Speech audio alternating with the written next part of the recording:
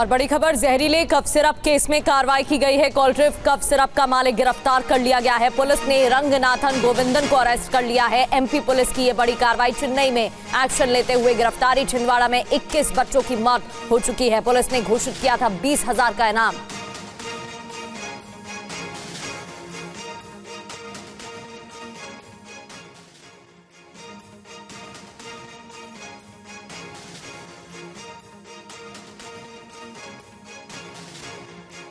Drug controller general of India ने सभी राज्य और केंद्र शासित प्रदेशों के ड्रग कंट्रोलर्स को चिट्ठी लिखकर कहा है कि अब हर दवा कंपनी को सभी कच्चे माल और तैयार दवाओं की टेस्टिंग करनी होगी।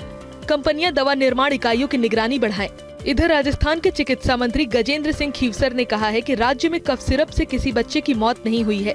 सैंपल्स लेके उनमें कोई गलती पाए तो कार्रवाई करें। हमने उनको वापस नहीं मार्केट में लाए। पहली डेथ होती है हमने हटा दिया और अभी तक वो दवाई वापस नहीं आई है। आगे बैठ के इसका और हम देखेंगे कि डिसीजन करेंगे बैठ के करके। अभी तक दवाई ऑफ द शेल्फ है। UEM Jaipur is a perfect target for prospective students aspiring for good jobs, good education with future-ready skills. Tamil Nadu सरकार ने मध्य प्रदेश में बच्चों की मौत से कथित तौर पर जुड़े प्रतिबंधित कफ सिरप का उत्पादन करने वाली कंपनी के संयंत्र को सील किया है। यहाँ मध्य प्रदेश पुलिस की 7 सदस्य की SIT टीम जांच में जुटी है। तमिलनाडु सरकार ने चेन्नई में स्थित कंपनी को दूसरा कारण बताओ नोटिस जारी करते हुए आपराधिक कार्रवाई की चेतावनी दी। इस बीच राज्य में 1 अक्टूबर से कोल्ड्रिफ्ट कफ सिरप की बिक्री पर प्रतिबंध लगा दिया गया है। केरल और मध्य प्रदेश समेत कई राज्यों ने भी इस पर प्रतिबंध लगाया है। मध्य प्रदेश के मुख्यमंत्री मोहन यादव ने नशे के खिलाफ अभियान चलाने का फैसला किया है और कोरेक्ट सिरप पर उन्होंने विंध्य क्षेत्र में कड़ी कार्रवाई की बात भी कही। सिरप की वजह से मध्य प्रदेश में 20 बच्चों की मौत ने सीएम मोहन यादव को भी झकझोर दिया है।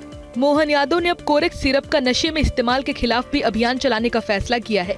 कहा है कि बिना डॉक्टर के प्रिस्क्रिप्शन दिए कोरेक्ट सिरप बेचना मना है। एक कोरेक्ट सिरप की भी बात विंध्याचल के क्षेत्र में आती है, इसको भी कंट्रोल किया जाए और इसके बारे में यूपी और मध्य प्रदेश ने इसमें सख्ती की है।